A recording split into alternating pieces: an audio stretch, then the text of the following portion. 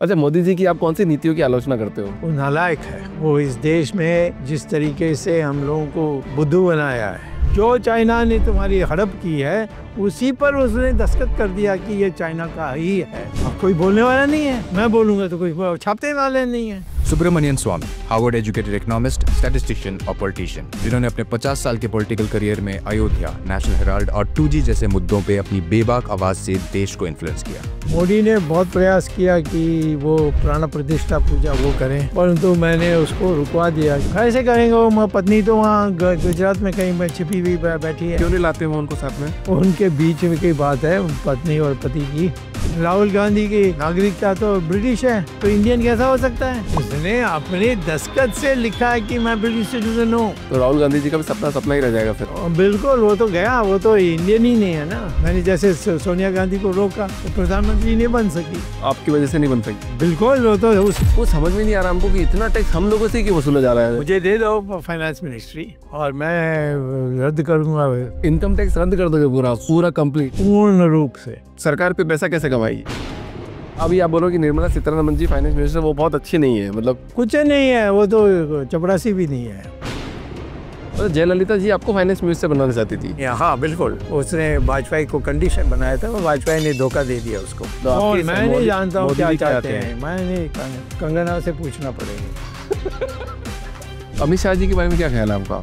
मोदी नालायक है, बस वो काफी है, उसके साथ ही सब नालायक। मैंने एक IAS ऑफिसर का इंटरव्यू किया वापस, तो उन्होंने मेरे को बोला कि अगर PM में सब ट्रांसपेरेंसी आ जाए तो पूरा देश सुधर जाएगा। ट्रांसपेरेंसी आई तो फिर वो अडानी को पैसा नहीं दे सकोगे। आप बार बार बात कर रहे हैं सर की सरकार गिरा सकते हैं, सरकार गिरा दी मैंने, तो ये जो अभी सरकार चल रही है उसको भी आप गिरा सकते हैं? क्यों गिराऊं? किसको लाऊं? सोनिया गांधी को लाऊं? मेरे पास कोई विकल्प मिल जाए तो गिरा दूंगा, कल गिरा दूंगा। टाइम्स ऑफ इंडिया के फ्रंट पेज पे नाम आया था आपके कि अनाउंसमेंट में फाइनेंस मिनिस्टर बनाया दिया जाएगा। हाँ, वो तो मोदी है ना, कह रहे थे कि भाई देखो, ये फिर आने के बाद तो फिर प्राइम मिनिस्टर के लिए दावेदार बन जाएगा। इसको बनाओगे तो तुम आत्महत्या कर रहे हो। अयोध्या राम मंदिर के मुद्दे को सुप्रीम कोर्ट में आपकी वजह से गया था, वो बेनिफिट कोई और ले रहे हैं। क्रेडिट लेना तो हमारे देश में तो चोर बहुत होते हैं, तरह तरह के चोर होते हैं।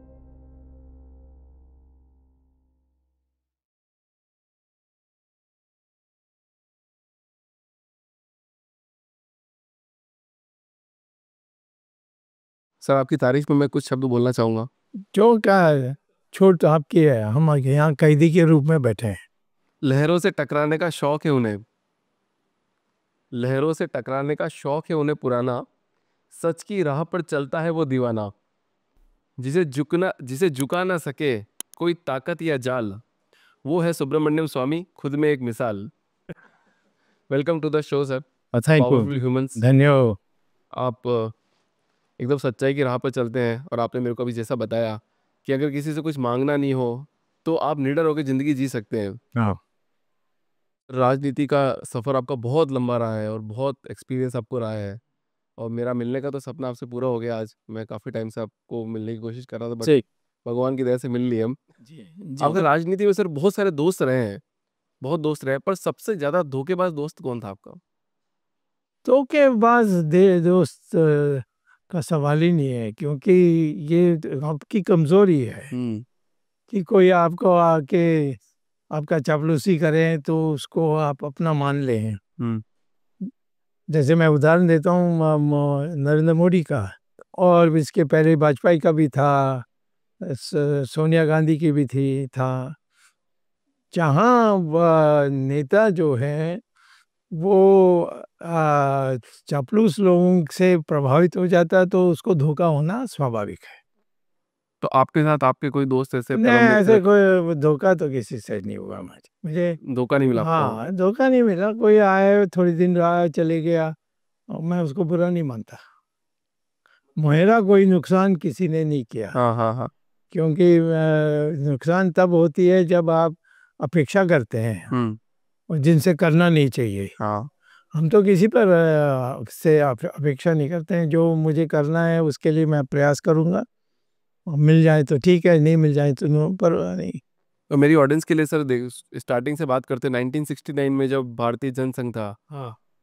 मतलब ऐसा क्या घटना हुआ जिसमें आपको राजनीति में आना पड़ा उस टाइम पे?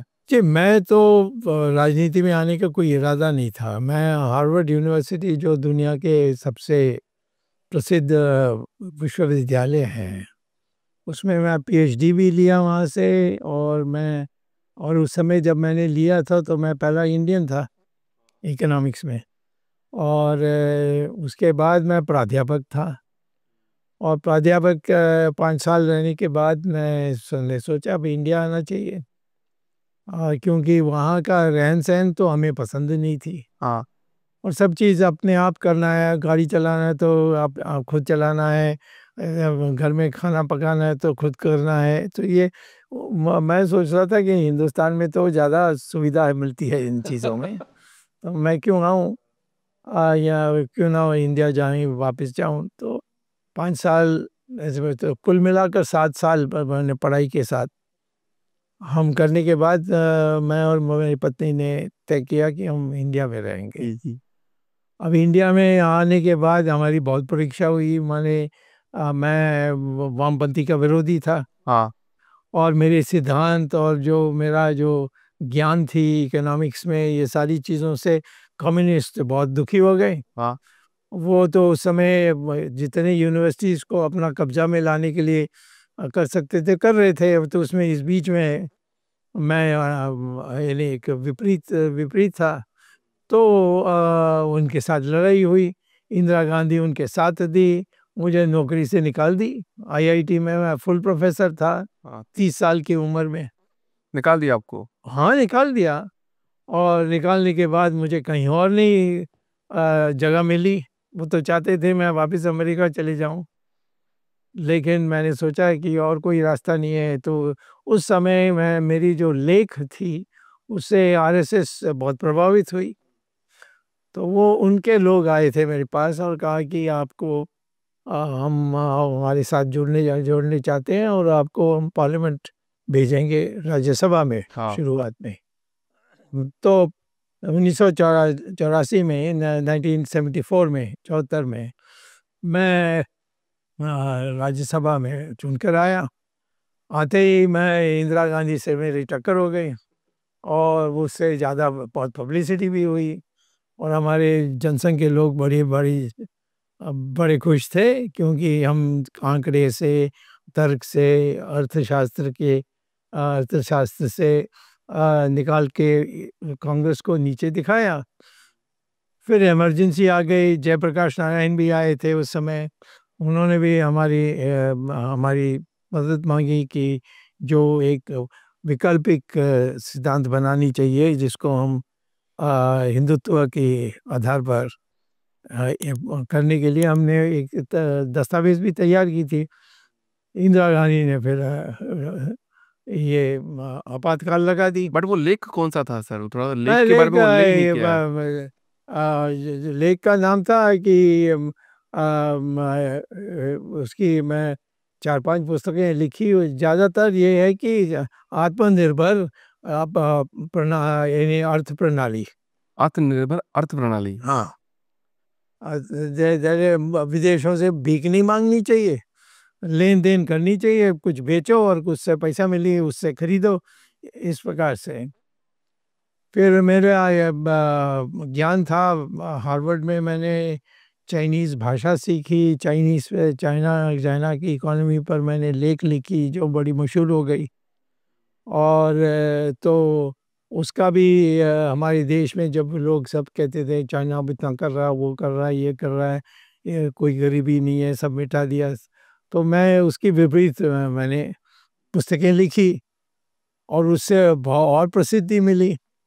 बट आपने अयोध्या राम मंदिर के मुद्दे को सुप्रीम कोर्ट में आपकी वजह से गया था वो, बट आप हाँ, बेनिफिट कोई और ले रहे हैं। क्रेडिट लेना तो हमारे देश में तो चोर बहुत होते हैं, तरह तरह के चोर होते हैं ये। बट उसका टिकता नहीं है पब्लिक में। तो सब जानते हैं कि मैंने किया था क्या। मैं बता रहा हूँ मैंने क्या किया था। क्या, हाँ। बहुत शुरू से, बहुत बहुत पहले से ये आशा थी पब्लिक की कि राम मंदिर बननी चाहिए जहाँ बाबरी मस्जिद बनी है। हाँ। राम मंदिर को तोड़कर बाबरी मस्जिद बनाई गई थी, ये तो इसमें इतिहास में सबको पता है। हाँ। अब सवाल है कि ज़बरदस्ती हम जाकर उस मस्जिद को तोड़कर वहाँ मंदिर बनाएं, ये ठीक होगा या कोर्ट से कुछ एक आदेश लेकर आए। तो मैं तो इसलिए राय का था कि जब हमने देश में विभाजन की थी तो हमने ये नहीं कहा कि हमारे देश में सिर्फ हिंदू रहेंगे और मुसलमान सब पाकिस्तान जाएंगे। जैसे पाकिस्तानियों ने सब हिंदुओं को लगभग ख़त्म ही कर दिया है। तो मैं क्योंकि हम हमारे देश में मुस्लिम भी बड़ी संख्या में थे, तो हमने कहा कोर्ट के ज़रिए से जाएंगे। अच्छा। तो पहले तो कोर्ट में जो लोग भाग के गए और केस डाली अयोध्या में, इलाहाबाद हाई कोर्ट में, उसमें उन्होंने यही कहा, यानी एक पक्ष ने कहा कि ये हमारा है क्योंकि हम पूजा करते थे। हाँ। और मुस्लिम कहता था हमने यहाँ मस्जिद बनाई, यहाँ नमाज पढ़ने लग गए हैं, तो इसको हटा नहीं सकते आप। तो इसी पर इलाहाबाद हाई कोर्ट ने यह तय किया कि 2/3 हिस्सा ज़मीन जो है वो हिंदुओं को दे दिया जाएगा और 1/3 जो है बाकी वो मुसलमान को दिया जाएगा। दोनों को ये स्वीकार नहीं था और हिंदुओं ने कहा नहीं नहीं, हिंदू जो पक्ष में थे, हिंदू पक्ष में थे, उन्होंने कहा नहीं नहीं नहीं, सारा जो है वो पहले राम जन्मभूमि था, उस दोबारा राम जन्मभूमि होना चाहिए। तो ये सुप्रीम कोर्ट गया, सुप्रीम कोर्ट ने 4-5 साल के लिए कुछ नहीं किया। और जब मैंने चीफ जस्टिस से एक अनौपचारिक बातचीत की, उन्होंने कहा कि क्या फ़ायदा है, हम भी बंटवारा करेंगे, 1/3 मुसलमान को देने की जगह में 1/4 देंगे। यही हो सकता है, तो रहने दो, पड़े रहने दो। तब अशोक सिंघल जो थे विश्व हिंदू परिषद के, वो मेरे पास आए, कहा कि आपने राम सेतु को बचाया, और राम सेतु को तो काटने वाले थे अटल बिहारी वाजपेयी, उसको मैंने रद्द करा दिया था कोर्ट में जाकर कि नहीं कर सकते हो, और तर्क भी दिया था और मैं उसमें जीता भी। तो उसके आधार पर अशोक सिंघल आए कि ये राम मंदिर का भी आप कुछ करिए। अब मुझे समझ में नहीं आई कि मैं इसमें कैसे घुसूं, क्योंकि वैसे से घुसे हुए लोग थे मुसलमान की और हिंदुओं की। और मैं जाऊंगा तो कोर्ट मुझे कोई आधार नहीं देगी या कोई मेरी बात को सुनेगी नहीं। तब सडनली मुझे ये ध्यान में आया कि राम मंदिर क्यों, क्योंकि राम वहाँ पैदा हुए, ये मेरी आस्था है। यहाँ राम मंदिर बनी है, ये कोई बड़ी बात नहीं। वैसे तो राम मंदिर कई बने हैं देश में, लेकिन ये यहाँ है जहाँ राम पैदा हुए। बिल्कुल सही बात है। हाँ, तो और कोई जगह नहीं है, एक ही जगह है, वो ये है। इसको तोड़कर इन्होंने मस्जिद बनाई, तो इसीलिए दोबारा यहीं हम मंदिर बनाएंगे। इस पर हम कोर्ट में जीत गए। जीतने के बाद तो यहाँ हमारे देश में यानी चोरी करना, दूसरे का काम अपना बनाना, ये तो बहुत चलता है। तो जब नरेंद्र मोदी ने शुरू कर दिया कि मैं बनाऊंगा और कोई नहीं, और अब तो आपके अखबार वाले का तो क्या मैं बोलूं, एक डंडा निकाल के मोदी निकलेगा तो सब लोग वही लिखेंगे जो मोदी कहकर लिखने के लिए। फ्रीडम ऑफ स्पीच है भी अपने इंडिया में। हमारे देश में जो आज की फ्रीडम है, फ्रीडम स्पीच है, परंतु वो प्राइवेट चैनल में है, सिर्फ प्राइवेट चैनल। जो ये बड़े बड़े अखबार बने हैं जिसको इतनी छापने के लिए उनकी जो पब्लिसिटी होती है वो वाले नहीं। जैसे हिंदू, ये जो बड़े बड़े अखबार आते हैं शाम को, सुबह, वैसा ही नहीं है। वो तो सिर्फ मोदी की जय जयकार कर रहे थे। और जैसे मोदी ने किया, मोदी कुछ नहीं किया, अभी भी कुछ नहीं किया। तो परंतु हम लोग जो उस समय राम मंदिर में वरिष्ठ हो गए थे और अशोक सिंघल के छाप भी हो गई थी हमारे पर, हमने ये सारा बनाया और अभी इसकी चल रही है, पूरी नहीं बनी। मोदी ने बहुत प्रयास किया कि वो प्राण प्रतिष्ठा पूजा वो करें, परंतु मैंने उसको रुकवा दिया, क्योंकि प्राण प्रतिष्ठा पूजा पत्नी के बिना नहीं कर सकते, कैसे करेंगे? वो पत्नी तो वहाँ गुजरात में कहीं छिपी हुई बैठी है। क्यों नहीं लाते वो उनको साथ में? वो तो उनसे पूछिए, ये उनके बीच में की बात है, पत्नी और पति की। मैं तो नहीं पूछूंगा। मैं इतना ही कह सकता हूँ कि इसको, पत्नी को बुलाना चाहिए। मैंने उस समय पब्लिकली कहा। हाँ। तो मोदी को हटना पड़ा। अच्छा, हाँ, प्राण प्रतिष्ठा पूजा में वो कहीं नहीं थे, इस वजह से वो हट गए उस टाइम पे। हटना पड़ा। साधु संतों ने भी कह दिया। हाँ, और शंकराचार्य, कांची के जो तमिलनाडु के शंकराचार्य, उन्होंने आकर प्राण प्रतिष्ठा पूजा की राइट थी। Right right. तो ये अभी अब मीडिया की बात कर रहे थे अपन, सब गोदी गोदी मीडिया बोल रहे हैं, तो आप अभी कौन कौन से चैनल में इंटरव्यू नहीं देते हैं? नहीं, मैं तो चैनल में जहाँ तक इंडिया टुडे है उसको तो कभी नहीं दूंगा। हाँ। और जो टाइम्स है, टाइम्स नाउ है, उसको भी नहीं दूंगा। न्यूज़ एक्स को दे सकता हूँ, परंतु उनका बहुत छोटा हाँ, मार्केट। क्यों नहीं देते? रीजन क्या है मतलब? नहीं भैया, मुझे देने की क्या जरूरत है जब आजकल लोग सब जो क्या कहते हैं, प्राइवेट सेक्टर का जो है उसको क्या कहते हैं, उसमें ही लोग देख रहे हैं। जैसे आपका है यूट्यूब चैनल पे ज्यादा हो गया। यूट्यूब, हाँ यूट्यूब वाला। मतलब ये लोग, मतलब आप जो बताना चाहोगे वो नहीं बताएंगे क्या? मतलब क्या मना कर देंगे नहीं, आपको? वो उनको मैं क्यों करूं जब यूट्यूब चैनल में इतनी फैली हुई है, लोग उसी को देख रहे हैं आजकल। हाँ। कोई इनको नहीं देख रहे हैं। इनको तो जो सरकारी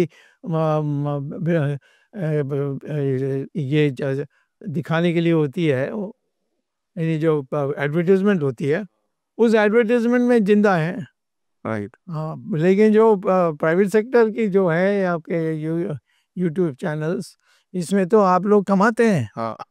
फर्क है, और ज़्यादा वो सच बोलते हैं। हाँ, मतलब यहाँ पे सच्चाई से बेबाक बोल सकते हो आप कि अच्छा ये मुद्दा है, इस पे बात करनी चाहिए, इस पे नहीं करनी चाहिए, यहाँ रोक नहीं सकते हैं। यहाँ तो नहीं, रोक तो करने के लिए तो फिर तानाशाही लाना पड़ेगा। हाँ, तो आपको लगता है कि मतलब ये अभी अपनी डेमोक्रेटिक इंडिया है बट इसमें डिक्टेटरशिप चल रही है? डिक्टेटरशिप चल रही है तो बहुत बहुत ज़्यादा बोलने की बात है। आखिर में नरेंद्र मोदी तो बाल बाल बचे वाराणसी में अभी। हाँ। और हमारी मेजॉरिटी चले गई, ख़त्म हो गई बीजेपी की। तो तानाशाही होती तो कैसा होता है? हाँ। तो अभी भी हिंदुस्तान में लोकतंत्र जिंदा है। लोकतंत्र जिंदा आपके हाँ, हिसाब से?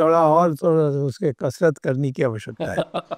तो इंदिरा गांधी के टाइम पे आपने बहुत विरोध किया था इमरजेंसी के टाइम पर, फिर आप यूएस चले गए थे, फिर उनको भी वहां पे भी एक्सपोज कर रहे थे।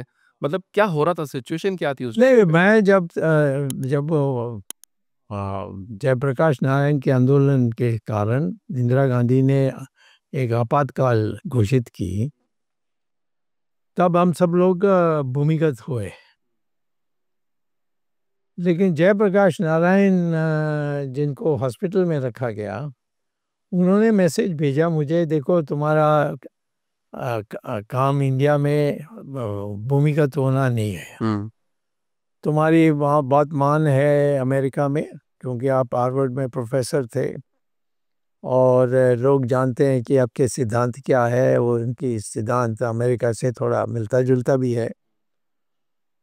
तो आप अमेरिका जाइए, इंग्लैंड जाइए, कनाडा जाइए, इन जगहों में, और वहाँ अंग्रेज़ी में भी बोल सकेंगे।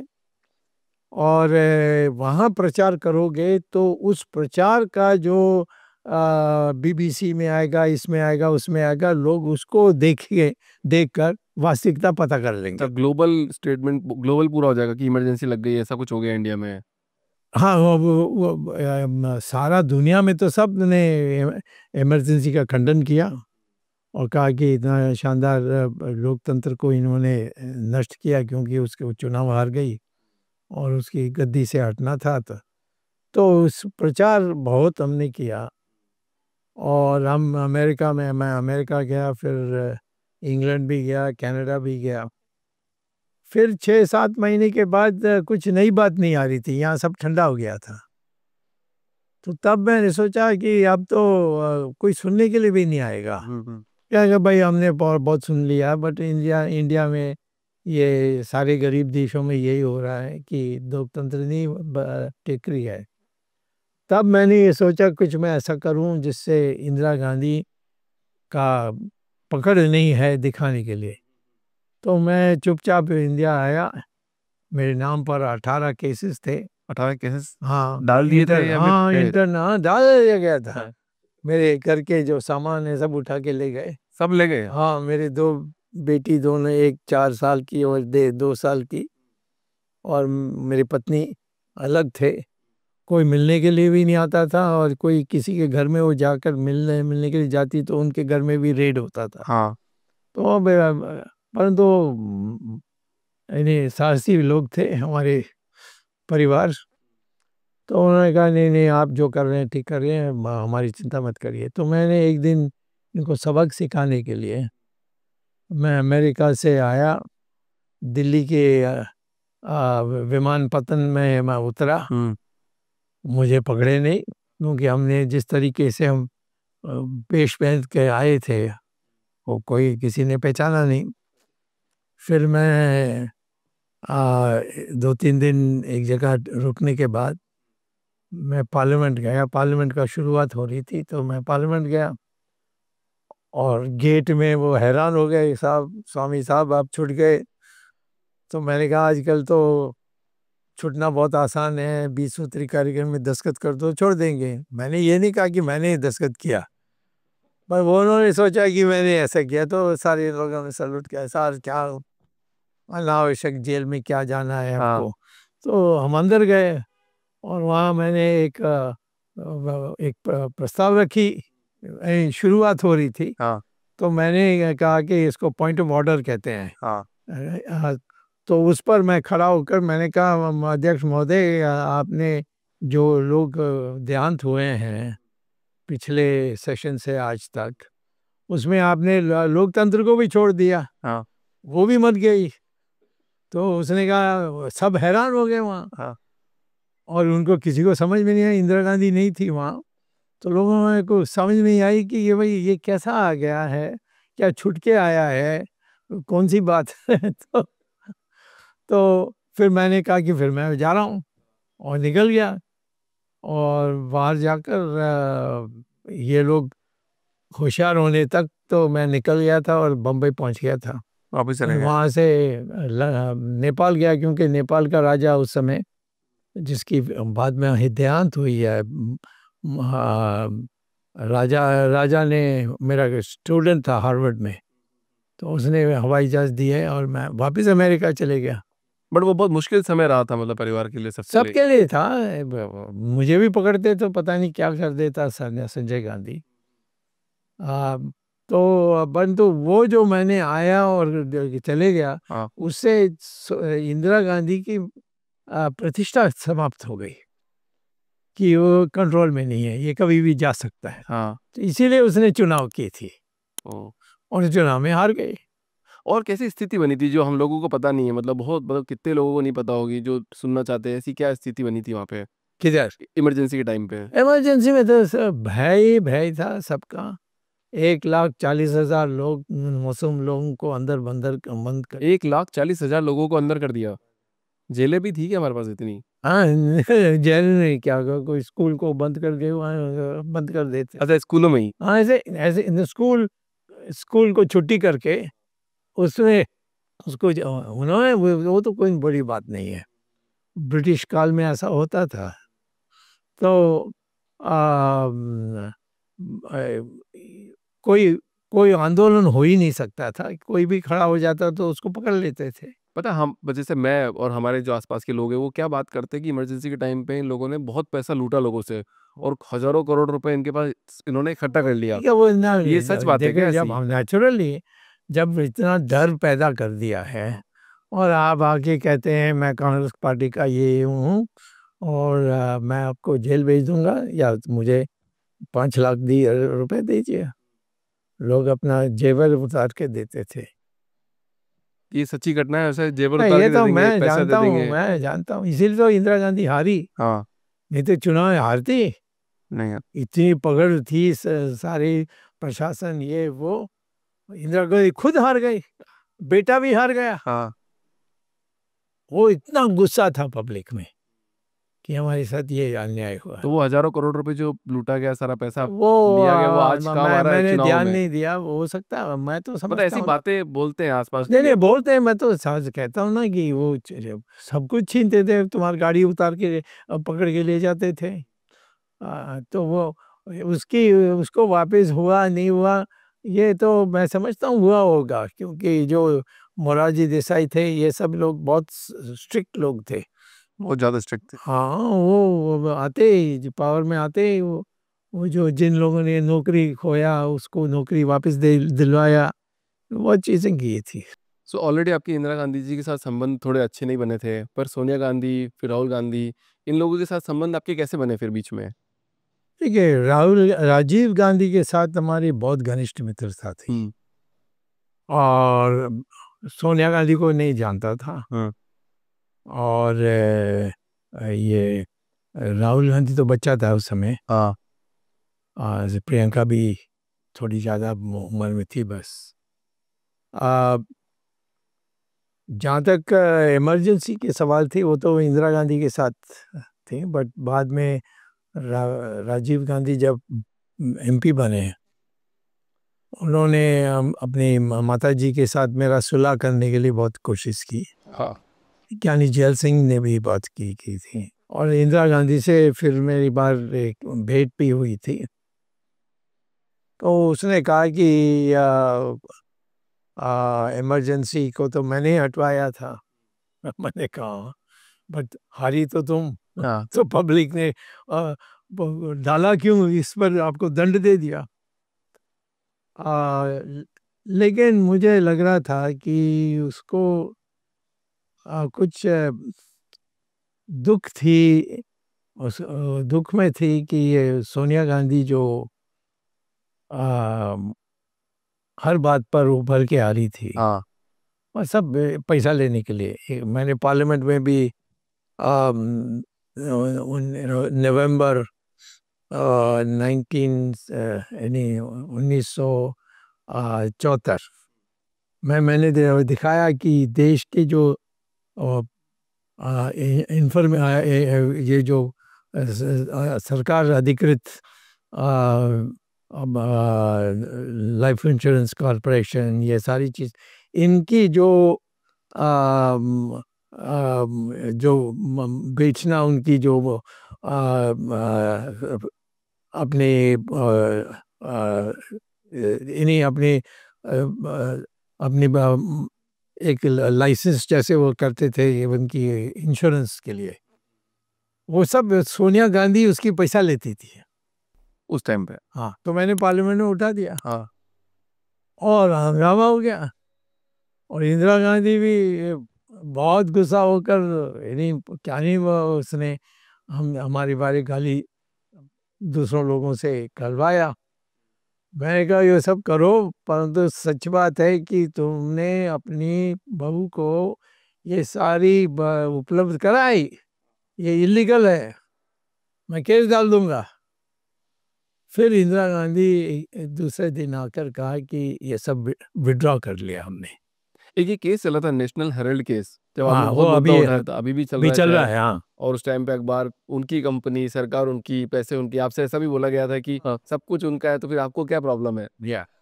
तो वो क्या केस था, और अभी आप नहीं, उसमें कैसे केस लड़ रहे इतना हैं? था कि एक 5,000 करोड़ रुपए का प्रिंटिंग प्रेस, हाँ, उस प्रिंटिंग प्रेस में नेशनल हेराल्ड की एक अखबार छपती थी।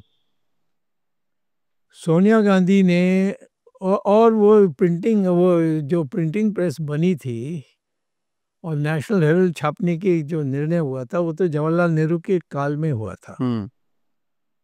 लेकिन हमारी स्वाधीनता के पार होने के बाद, स्वाधीनता आने के बाद, कोई इस अखबार को पढ़ने में दिलचस्पी नहीं दिखाई, क्योंकि उसमें कौन सी ऐसी नई बात है, ये पकड़ा गया, वो पकड़ा गया, तो अब कोई नहीं पकड़ा जा रहा था, तो वो लॉस में चल रही थी। परंतु इस काल में जो 1940 से 1947 तक जो इन्होंने इतनी बड़ी बिल्डिंग बनाई, उसका कीमत था बेचने से। अच्छा। तो इसीलिए उन्होंने क्या किया कि उसके बेचने के जगह में बड़े सस्ते दाम पर उन्होंने सोनिया गांधी के जो समय बन गई थी प्रेसिडेंट कांग्रेस की, कांग्रेस पार्टी को सौंप दिया। और सोनिया गांधी ने इसको सौंपने के बाद वो एक नया ट्रस्ट बनाई अपनी बेटी के साथ और सादा उसको ट्रांसफ़र कर दिया। तो ये जो बहादुर शाह जफर मार्ग में जो बड़ी बड़ी बिल्डिंग है एक, जिसमें आपको पासपोर्ट वोट मिलती है, वो तो नेशनल हेराल्ड का है। वो तो जो कंपनी है उसका है। तो वो अब इनकी बन गई और ये 5,000 करोड़ सब इनकी बन गई।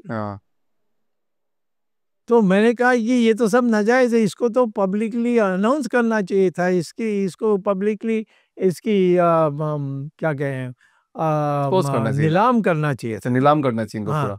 और नहीं किया, तो ये करप्शन है, उस केस में केस डाला। तो अभी चल रहा है पूरा केस? हाँ चल रहा है। हम भी जानते हैं कि कहाँ कहाँ अड़ंगा लोग लगा सकते हैं। मोदी इसको ना हो, मोदी का तो ईर्ष्या है। स्वामी मेरी पार्टी में सिर्फ मैं हूँ और कोई नहीं है, बाकी सब सेवक हैं और मैं आ जाऊँ अपनी बल पर। उसको पसंद नहीं है। उसने सोचा मुझे मिनिस्टर नहीं बनाएंगे तो मैं कहीं का नहीं रहूँगा, जैसे अन्य लोग क्या मार्गदर्शन मंडल में जाकर बैठ गए। परंतु मैं तो उतना ही चल रहा हूँ जितना हम मिनिस्टर होते तो कहते। तो वो उसको ये चिढ़ थी कि इसको ये सारा श्रेय तो इसको जा रहा है, तो ये मेरा होना। जैसे राम मंदिर का भी इसका तो शून्य है कंट्रीब्यूशन, जीरो कंट्रीब्यूशन है, जीरो माइनस कहता हूँ। अच्छा, ये तो यहाँ तक इन्होंने एक पिटिशन भी फाइल की थी जिसको हमने कोर्ट से रद्द करवाया, जिसमें उसने कहा कि सारी जमीन को वापस मुसलमान को दे देना चाहिए। अब सारी जमीन दे दोगे तो कहाँ आप मंदिर बनाएंगे? कहाँ मंदिर बनाओगे? तो ये मेरे ख्याल में इसको जितना जल्दी निकालेंगे उतना अच्छा बीजेपी के लिए है। तो अभी ऐसा बोला जाए 3.0 आया है, फिर 4.0 भी आएंगे। वो तो तुम्हें डराने के लिए कहते हैं ना। 3.0 कहाँ है? इसको तो मेजॉरिटी मिली नहीं ना। कल वो चंद्रबाबू नायडू निकल जाए तो ये गिर जाएगा। हाँ तो वो तो प्रोपेगेंडा में कुछ है। इसको तो अमेरिका में को मान्यता तो जीरो हो गई। अब इसने नज़रअंदाज की थी ट्रम्प को जब वो पावर में नहीं था। वहाँ चापलूसी कर रहा था बाइडन के साथ। अब वो ये भूला नहीं, इसीलिए इसको इस बार इसने टेलीफोन किया। तो उसने अपने सेक्रेटरी से फ़ोन उठवाया और इससे बात नहीं की। और जब उसने नाम दी कि किन किन लोगों के लिए उन्होंने उनसे मदद ली थी, वो उसमें इंडिया का नाम ही नहीं है। कहीं नाम नहीं है। यहाँ तुम्हारे अखबार वाले तो सब पिट्ठू है ना। तो वो तो बहुत बड़ा चढ़ा कर बता रहे हैं हम लोगों को। तो वो तो कहेंगे ही। तो और वो तो रशिया में भी ऐसे ही होता है, चाइना में भी ऐसे ही होता है, और इंदिरा गांधी के काल में भी ऐसे ही हो रहा था। तो ये जो केस चल रहा है, मतलब इसमें आपको क्या लगता है, मतलब किसको सजा होगी? जाएंगे उसमें। वो तो उनको तो देखिए, हम जो जिस सीमा को पार करनी थी वो तो पार कर दी। हमने सिद्ध कर दिया है कि मैंने जो दस्तावेज रखी हैं इसमें तथ्य है। उस तथ्य को खंडन करने के लिए सोनिया गांधी, राहुल गांधी इनको टाइम देना चाहिए। अब वो एक मीटिंग के में जाकर नहीं ये इस कारण से हम आज नहीं आ सकते, नहीं ऐसे ही लंबा खींचते जा रहे हैं। मुझे भी ये सूट करता है, क्योंकि मैं करूँगा आज तो मोदी कहेगा कि मैंने किया। और उनको फिर बाद में छोड़ देगा। अगर जेल हो जाती है तो फिर मतलब वो क्रेडिट जेल के लिए उसने मोदी ने रोका था ना पिछले बार। मैंने इनको जो कहते हैं ना, इनको मैंने सिद्ध कर दिया कि हाँ हो सकता है कि इन्होंने चोरी की। उसके लिए प्राइमा फेसी केस कहते हैं उसको, वो तो सिद्ध कर दिया। और उसने देयरफॉर बेल लेना पड़ा। आज वो बेल पर है। कोई पूछता है उनको? नहीं, कोई नहीं पूछता। राहुल गांधी की नागरिकता तो ब्रिटिश है, हाँ, तो इंडियन कैसा हो सकता है? तो आपने इनकी नागरिकता पे भी अभी सवाल उठा दिए। क्या है ना, अभी कोर्ट में पड़ा है, दिसंबर 5 तारीख को दोबारा आएगा। अभी दिसंबर 5 तक हाँ, वो फाइनल 2024। होगा। हाँ, क्या लगता है वो क्या होगा? 100%। हाँ, उसने अपने दस्तखत से लिखा है कि मैं ब्रिटिश सिटीजन हूँ। एक कंपनी वहाँ अमेरिका इंग्लैंड में खरीदने के लिए उसको लिखना पड़ा था कि मैं इंडियन, सब मैं विदेशी होते तो वो कंपनी नहीं देते, तो उन्होंने कहा कि मैं ब्रिटिश सिटीजन हूँ, नागरिक हूँ। तो फिर मैंने जैसे सोनिया गांधी को रोका, वो प्रधानमंत्री नहीं बन सकी। आपकी वजह से नहीं बन पाई। बिल्कुल, वो तो उस समय का जाके देखो, अब्दुल कलाम ने मेरी बात को मान ली। मैंने लिख कर दिया उनको कि ये इंडिया का प्राइम मिनिस्टर बन नहीं सकती। क्यों नहीं बन सकती? क्योंकि हमारे संविधान में लिखा है कि कोई भी विदेशी हमारे देश में नागरिक बने, हमारे देश की नागरिक बने, उन पर वो ही अंकुश लगेगी जो इंडियन उनके देश में वहाँ बन जाते हैं, उस देश का, उन पर जो अंकुश लगती है। तो एक इंडियन जो है वो इटालियन बनेगा, अच्छा, तो प्राइम मिनिस्टर नहीं बन सकता। और हम लोग मतलब जो आम जनता वही सोच रही थी कि सोनिया गांधी जी पावर में रहने के लिए किसी और को प्राइम मिनिस्टर बना जो दिया, झूठ खुद बोलते हैं गेम चला हमारे रहे हैं। लोग तो गधे हैं ना, जो खासतौर आपके जो आपके जो परिवार है। तो ये ऐसे ऐसे क्यों बात करते हैं? मतलब ये तो मीडिया ही बता रहा है ना सब कुछ। तो मीडिया बताते ही नहीं है, मीडिया पर कोई भरोसा है हमें? नहीं। हम तो बोलते रहते हैं कि कहीं ना कहीं चिपक जाएगा, चिपक गई। हाँ, अब तो वो सब जानते हैं नेशनल लेवल में क्या हुआ, क्यों नहीं प्रधानमंत्री बनी। वो तो डॉक्टर अब्दुल कलाम ने बहुत उसने अपनी बहादुरी दिखाई।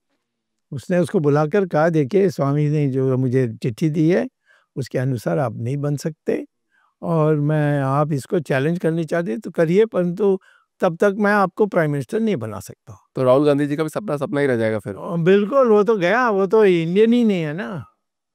सोनिया गांधी का समस्या दूसरी थी। वो ये थी कि सोनिया गांधी पर वही अंकुश लगेगा जो इंडियन पर लगती है जब वो इटालियन सिटीजन बनते हैं। तो कोई तो अच्छी बात होगी इन लोगों में, अभी सब बुरी बातें ही हैं। सोनिया गांधी में, राहुल गांधी में किन्हीं कोई अच्छी बात नहीं है, एक भी अच्छी बात नहीं है। सामने बिल्कुल गंदे लोग हैं। इतनी यात्राएं कर रहे हैं, लोगों के पास जा रहे हैं तो जाने दो ना, हमारी देश तो अभी तानाशाही नहीं है ना। हाँ, तो वह छोटे जाओ जाओ, जब तक आपको अनुमति है। हाँ। ये तो आप लोगों के लिए समस्या है। आपने राजीव गांधी के टाइम पे बहुत क्रिटिकल इशू में भी सपोर्ट किया था उनको, एक कैसा? किसने? आपने? मैं तो राजीव गांधी के लिए तो 100% सपोर्ट किया। मतलब उनका एक इशू था कि मतलब जो स्वीडन से जो हथियार की जो, उसमें मैं नहीं था। उसमें आप नहीं थे? मैं मतलब नहीं था, मैंने उसमें नहीं था। वो भी नहीं थे। वो तो सोनिया गांधी ने सौदा किया था अपने ससुराल के साथ, और आई मीन जो बहन की ससुराल है उसके साथ, और उसमें फंस गए वो। एक बोफोर्स घोटाला भी कुछ करके चलता वही था ना, कंप्लीट, तो उसमें वो फंस वही गए वही थे। है, वही जो उसी बात पर है। तो वो उसमें फंस गए थे पूरे क्या? उसमें नेचुरली सोनिया गांधी ने पैसा लिया, उसके भाई भाई बहनों ने पैसा लिया, तो इससे नेचुरली राजीव गांधी अच्छे आदमी थे। मतलब आप पूरा समर्थन है उनको आपके पास? नहीं, पूरा समर्थन माने, हमारी उसकी दोस्ती थी। हाँ, बहुत अच्छी दोस्ती थी। मेरे कहने पर उसने चंद्रशेखर को प्राइम मिनिस्टर बना दिया। खुद बन सकते थे, उन्होंने कहा नहीं, मैं स्वामी की बात सुन के को बनाता हूँ। मैंने उस समय कहा था ये बोफोर्स मामला पड़ा हुआ है और आपके पास पूरा मेजॉरिटी नहीं है, और चंद्रशेखर से कहूँ कि मेजॉरिटी दें तो फिर सब चंद्रशेखर का नाक कट जाएगा। हाँ। तो इसीलिए उसको बना दो, और हम आपके लिए जो बस रक्षा की सवाल है वो तो हम पूरा देख लेंगे। मतलब आपकी सारी बात मानते थे, सब सुनते थे आपके लिए? हमारी बात बहुत मानते थे। हर दिन रात को 2 बजे वो विंसेंट जॉर्ज को भेजते थे मेरे घर। हाँ। मुझे उठाकर ले जाते थे और 10 जनपद, और हम 2-3 घंटे बात करते थे उसके साथ। मतलब आप जैसे ये पॉलिटिशियन, मतलब जैसे आप जैसे दोस्त थे आपस में, हाँ, तो दोस्त थे। ऐसे दोस्त कैसे बात करते थे फोन पे? फोन में तो हम बहुत कम बात करते थे, क्योंकि फोन में पता नहीं कौन क्या सुन रहा है। लेकिन हम उनको मिलते थे, और क्योंकि उसके लिए जान का खतरा था, तो ज़्यादा अच्छा था कि मैं जनपद जाऊं, वो मेरे घर ना आए। दोस्तों की तरह मस्ती मजाक करते थे जैसे सब लोग नॉर्मल हाँ, करते हैं? और वर्मा जी से, उनसे के साथ तो बहुत दोस्ती थी। कुछ इंसिडेंट आपको याद हो, कुछ बढ़िया इंसिडेंट? नहीं, इंसिडेंट का सवाल नहीं है, क्योंकि मैं तो जहाँ तक उसकी सोशल एक्टिविटीज़ है उसमें तो नहीं था। ज़्यादातर ये राजनीतिक सवाल थे। हाँ। हमने कहा कि वीपी सिंह की सरकार को हम गिरा सकते हैं, तो उन्होंने कहा कैसा? तो मैंने कहा कि वीपी सिंह का मैं एक 50 लोगों को, 50 एमपीज़ को बाहर निकाल लूँगा, जनता दल के नाम पर है जो है, तो वो गिर जाएगा। तो उन्होंने कहा क्यों नहीं करते हो? हाँ। तो मैंने कहा कि फिर प्राइम मिनिस्टर कौन बनेगा? हम उसमें इलेक्शन में चले जाएंगे तो सब गाली देंगे मुझे, तो इसीलिए एक वैकल्पिक सरकार बनानी चाहिए। हाँ। तो किसको? मैंने कहा चंद्रशेखर। नहीं, तुम बन जाओ। मैंने कहा अभी तो बन नहीं सकता, मेरे पास एक भी एमपी नहीं है, मेरे खुद को छोड़कर। चंद्रशेखर के पास 50 है, वो बाहर निकलेगा तो आप 50 से कम हैं, और दोनों मिलकर बना सकते हैं। तो उन्होंने कहा तुम बना दो। मैंने बना दिया, पर चंद्रशेखर ठाकुर था ना, उसके दिमाग खराब हो गया। बहुत बढ़िया काम किया उन्होंने, बहुत बढ़िया काम। तो सारी दुनिया में, पेपर्स में, न्यूयॉर्क टाइम्स में सब चंद्रशेखर और मेरे फ़ोटो साथ आते थे, क्योंकि मैं नंबर 2 था। परंतु उनको लगा कि अब हम चुनाव करेंगे तो हमें पूरी मेजॉरिटी मिल जाएगी। हाँ। अब मैंने उनको कहा संगठन ही नहीं है, कहाँ चुनाव करोगे, अभी थोड़े और चलने दो। हाँ। पर ये यशवंत सिन्हा, ये सारे जो चापलूस लोग हैं, इन्होंने उनको कहा नहीं स्वामी जो है वो राजीव गांधी का ही पक्ष ले रहे हैं, आप जाइए, बड़ा तूफान चलेगी। इंदिरा गांधी जैसे 77 में सही या 71 में जो आपको मेजॉरिटी मिली वह ऐसे मिलेगी, और उनको सिर्फ 5 सीट मिली। सिर्फ 5 सीट? सिर्फ 5। खुद खुद हारने की स्थिति में थे। हाँ। ये भारत रत्न पे ना आपने 2-3 सवाल उठाए थे, जवाहरलाल नेहरू को, इंदिरा गांधी, राजीव गांधी, इनको भारत रत्न नहीं मिलना चाहिए था। नहीं, राजीव गांधी को तो मैंने खुद दिलवाया था, जब मैं उस समय चंद्रशेखर थे, राजीव गांधी को दिया है। बट इंदिरा गांधी और जवाहरलाल नेहरू को नहीं देना चाहिए था। पहले देना चाहिए था सुभाष चंद्र बोस को, उसको कभी नहीं दिया।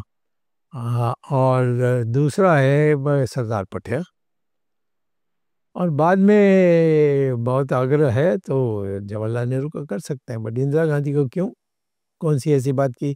उसने बांग्लादेश बनाई। बांग्लादेश इंदिरा गांधी तो नहीं चाहती थी, उसको तो मानेकशॉ ने उल्टा सुल्टा करके कर दिया।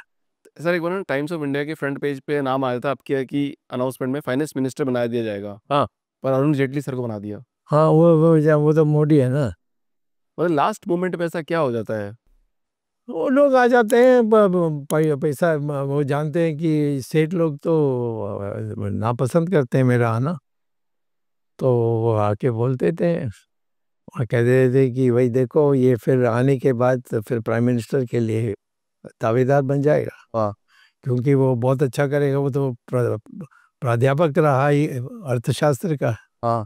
तो इसको बनाओगे तो तुम आत्महत्या कर रहे हो। अब इसको बस बताना था। पहले तो ये सोचता था कि मेरे बिना वो प्रधानमंत्री नहीं बन सकता है। प्रधानमंत्री बनने के बाद वो सोचता था कि भाई अब इसको समाप्त करो। सब खुद ने किया है। खुद किया, और मैं खतरा हूँ। हाँ। आज भी वो समझता है मैं खतरा हूँ। तो पहले आपके साथ उनके अच्छे रिलेशन थे ना, वो तो आपको लेने आते थे। मैं जानता हूँ, वो तो मतलब ही आदमी है ना। हम भी वैसे उस समय इंदिरा गांधी, सोनिया गांधी को किसी तरीके से हराने के लिए अडवाणी फीका फीका था। हाँ और वो सख्त उसको वो सोनिया गांधी के सामने खड़े नहीं हो सकता था। क्यों ऐसा? और कई कारण है, उसमें मैं नहीं जाऊंगा। अच्छा। क्योंकि अब रिटायर हो गए और जवाब नहीं दे सकेंगे। तो उस समय ये सब सोचेंगे भाई ये चीफ मिनिस्टर है और इसको बना सकते हैं, बाकी किसी का नाम लेंगे तो झगड़ा हो जाएगा। तो मैंने कहा एक ही चीफ मिनिस्टर है अभी हमारे पास, वो है ये, और इसको बना देना चाहिए। तो संघ भी तैयार हो गया, तो बना दी। मुझे नहीं पता था कि ये इतना देशद्रोही है, या मैं क्या कहूँ, अपनी ईर्ष्या में ये कुछ भी कर सकता है। मतलब कुछ भी कर सकते हैं, मतलब क्योंकि वो तो ऐसा बोला देश के राष्ट्र हित में, मतलब आज हमारी जो इकोनॉमी है थर्ड लार्जेस्ट इकोनॉमी बनने जा रही है। मेरे सामने डिबेट कराओ किसी कांग्रेस बीजेपी के।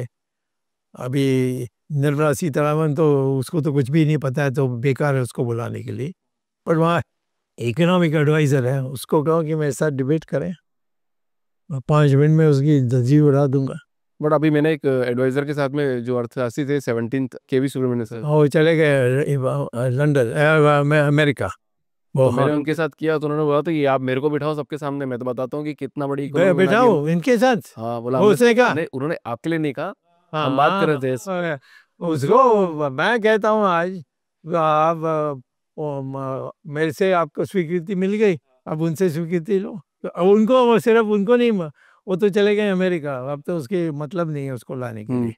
कोई भी जो है फाइनेंस मिनिस्ट्री में ऑफिसर, जो अपने को अर्थशास्त्री कहते हैं, उनको बुलाओ, मैं डिबेट करने के लिए तैयार हूँ। कोई नहीं आएगा। ऐसा क्यों नहीं आएंगे? मतलब खुद है, मैं हार्वर्ड का प्रोफेसर रहा हूँ, मेरे सामने खड़े होंगे, मैं इनकी धज्जी उड़ा दूंगा।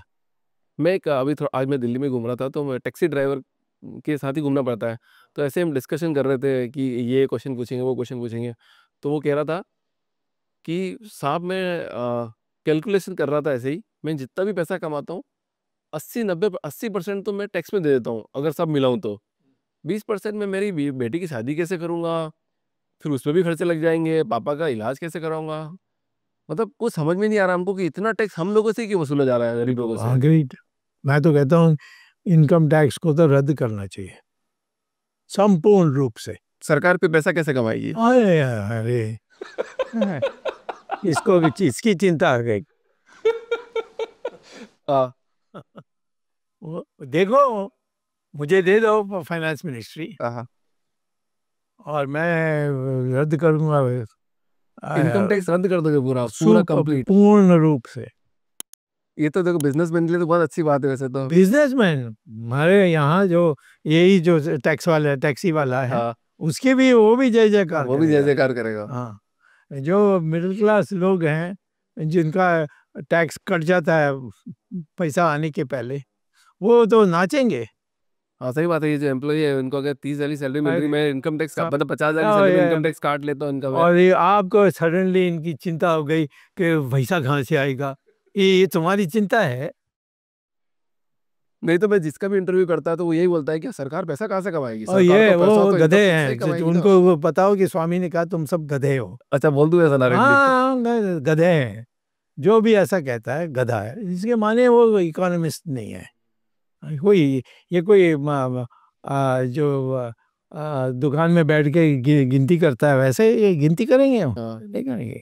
तो आपने जो मनमोहन सिंह जी थे, तो वो भी तो एडवाइजर थे, पर उसको कौन सुनता था? वो बात हो है। हाँ, उसको तो सोनिया गांधी चलाती थी, वो तो 5वीं क्लास भी नहीं पास की। तो मतलब वो अर्थशास्त्री थे और देश के लीडर भी अच्छे थे क्या? लीडर तो थे ही नहीं, उसके रीढ़ की हड्डी नहीं थी, तो कैसे लीडर बनेंगे? तो इकोनॉमी उस टाइम पे बूस्ट हो रही थी उस टाइम पे अच्छे से या नहीं हो रही थी? अभी तो इकोनॉमी सब बकवास है, चाहे झूठ है, सब तुम्हारे अखबार वाले ने सबको गुमराह किया है। मतलब पूरा जितना भी दिखाया जा रहा है सब प्रोपेगेंडा है, एक तरह से बकवास है। मेरे साथ डिबेट कराओ ने, मैं कह रहा हूँ तुम जाकर किसी से बात करो कि स्वामी से डिबेट करो। अच्छा, ये डेट बोला जाता है कि इतना मतलब $1 ट्रिलियन का डेट इंटरनल है, बाहर से भी लोन ले रखा है हम लोगों ने, तो ये चुकाएगा कौन? क्यों चुकाना चाहिए? मतलब जो हमने लोन लिया है बड़े बड़े नहीं, बैंकों से, लोन लिया तो उसके आप ब्याज दे रहे हो ना। तो आम जनता ही दे रही है ना वापस, कैसे हमसे बांध टैक्स जाते के थ्रू लेके जा अब रहे हैं। आम जनता को भी तो भला मिल रही है लोन लेकर। हाँ, लोन लेकर अपने जेब में रख लोगे तो दूसरी बात है, परंतु ये लोन ले रहे हो किसके लिए? उसके लिए तो पार्लियामेंट है, उसमें ये कई यूनिट्स हैं जो इस पर ध्यान रखते हैं, रिजर्व बैंक है। तो लोन लोगे तो उसमें कोई पूर्ति में होगी ना, कोई इन्वेस्टमेंट होगी ना।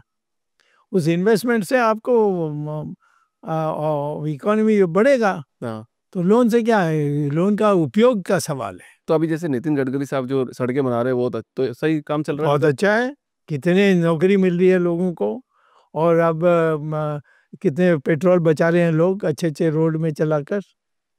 हाँ, वो कमाल का काम कर रहे हैं। मतलब आप ये जो मनमोहन सिंह का जो पीरियड था, मतलब प्रधानमंत्री जो रहे, तो वो कैसा देखते हो आप? ओ बेकार, वो भी बेकार था और अभी भी बेकार है। नेचुरली उसमें क्या मिला हमें? वो चिदम्बरम और सोनिया गांधी बैठ कर के ही चलाते थे, ये बेचारा दस्खत करता था और कुछ नहीं करता। तो कौन सा पीरियड बहुत अच्छा था, मतलब जिसमें सब बहुत नरसिम्हा राव, नरसिम्हा राव का पीरियड बहुत अच्छा था, तो उसमें ऐसी क्या नीतियां बन रही थी जो अभी नहीं बना रही सरकार? उसने सारे जो सरकारी नियंत्रण है सबको खत्म कर दिया। हाँ, और कहा कि नहीं, बाजारी प्रणाली चलेगी, और इसमें बूम चले गए, हमारी 3.5% ग्रोथ रेट से 8% हो गई। तो सरकार को छोटा होना चाहिए, मतलब बेसिकली बड़ा नहीं नहीं होना नहीं, चाहिए। छोटा बड़ा का सवाल नहीं है। तो सरकार का काम है कि जो भी पूंजी लगाते हैं अपने, उनको अपनी सही दाम मिलनी चाहिए। उसके लिए एक पुलिसमैन का काम करना चाहिए। खुद सरकार चले जाएं बनाने में, और इसके लिए तो मैं बिल्कुल विरोध में हूँ। नहीं, मतलब कोर विलीज क्या होनी चाहिए, मतलब जैसे भारत में सरकार चल रही है, तो ऐसे क्या काम करनी चाहिए जिससे वास्तव में देश की तरक्की हो, मतलब 3-4 काम। सब जो बनी चाहिए है, स्टील का, इलेक्ट्रिसिटी का, सब सरकार छोड़ दें, इसके ये नीलाम कर दें, और सिर्फ देखें कि सब लोग ईमानदारी से काम कर रहे हैं। ट्रांसपेरेंसी होनी चाहिए सरकार के सिस्टम के साथ। नेचुरली, और क्या, सरकार कोई भगवान है कि आप उनकी पूछ नहीं सकते हैं उनको। अच्छा, मोदी जी की आप कौन सी नीतियों की आलोचना करते हो? मैं मतलब कौन सी नीति ऐसी ऐसी या सब? मैं क्यों नीति पर आलोचना करनी चाहिए? वो नालायक है। वो इस देश में जिस तरीके से हम लोगों को बुद्धू बनाया है, जैसे चाइना है, उसने आकर हमारी ज़मीन हड़प कर ली, और ये कहता कोई आया ही नहीं, कोई गया ही नहीं, बाद में जाकर दस्तखत भी कर देता है। जो चाइना ने तुम्हारी हड़प की है, उसी पर उसने दस्तखत कर दिया कि ये चाइना का ही है। कोई बोलने वाला नहीं है। मैं बोलूंगा तो कोई छापने वाले नहीं है। तो हम दिखाएंगे ना उसको। तुम दिखाओगे, इससे कोई असर क्या होगा? पता लोग उसको हाँ बहुत हाँ आगे हाँ, बढ़ा। वो लगेंगे, हाँ स्वामी बोल रहा है, ऐसे गुस्सा में है, उसको फाइनेंस मिनिस्टर नहीं बनाया, ऐसा कुछ बकवास बोलेंगे।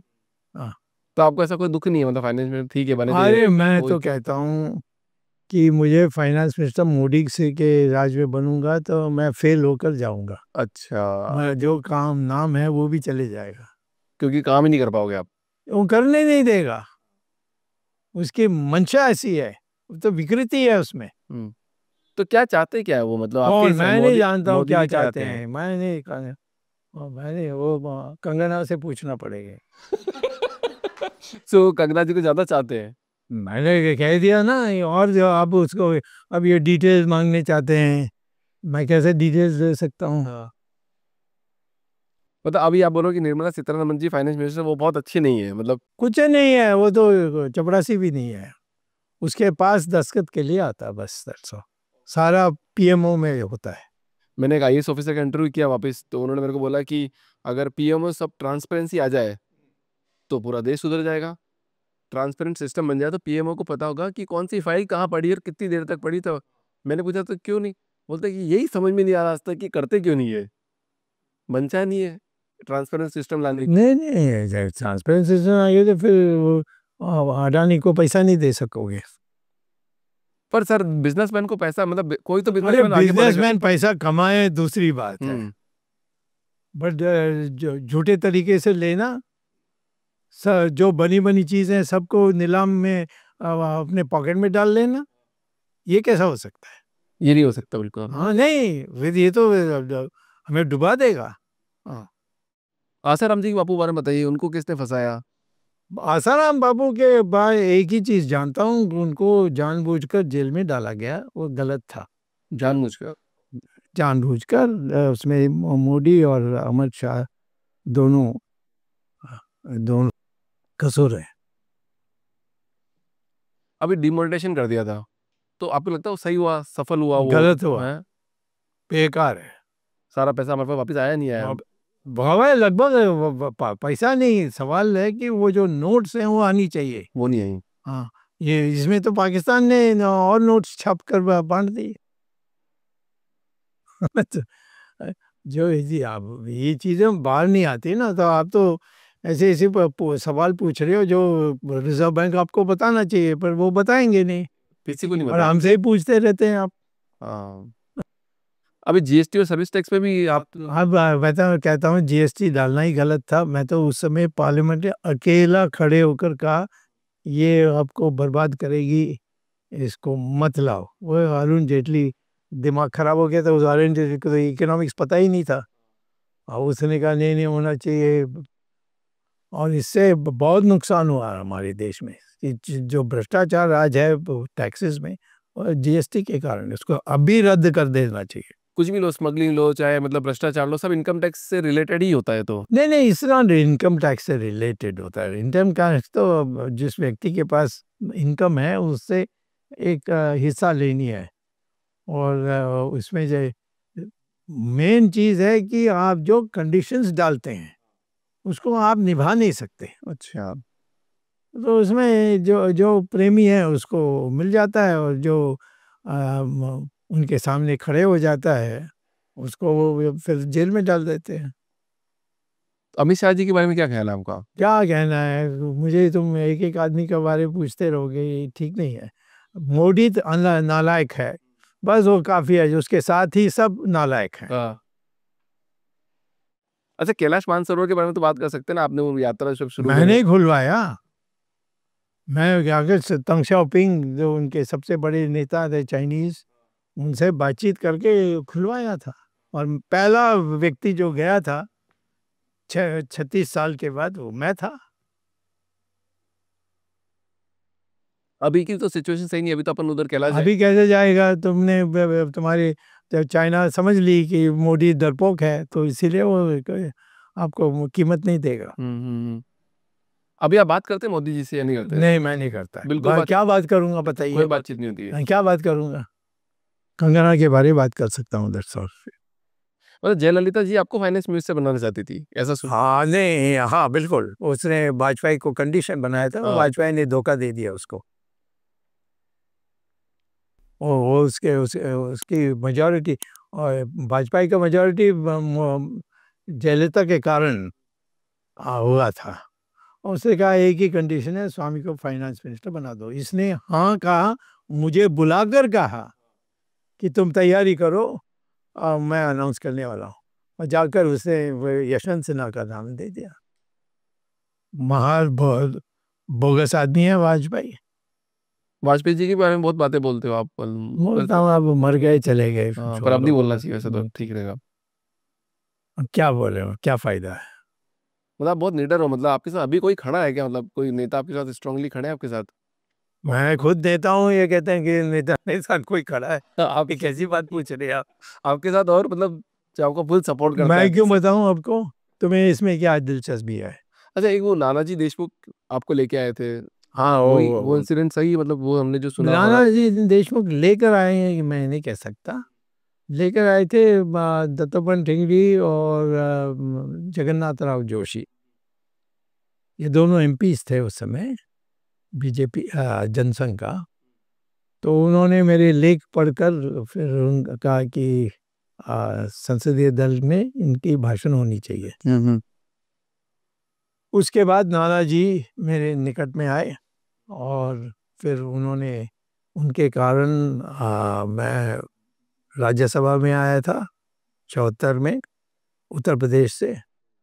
और उसने जितना मुझे आगे ला सकता था किया, परंतु उसका और वाजपेयी का बनता नहीं था। अच्छा। तो एक दिन वाजपेयी ने मुझसे कहा कि नाना जी आपको कभी कुछ नहीं दे सकेगा, आप उनके साथ मत रहिए। मैंने कहा मैं उसके साथ रहता हूँ क्योंकि वो बीजेपी के महामंत्री हैं, इसीलिए रहता हूँ।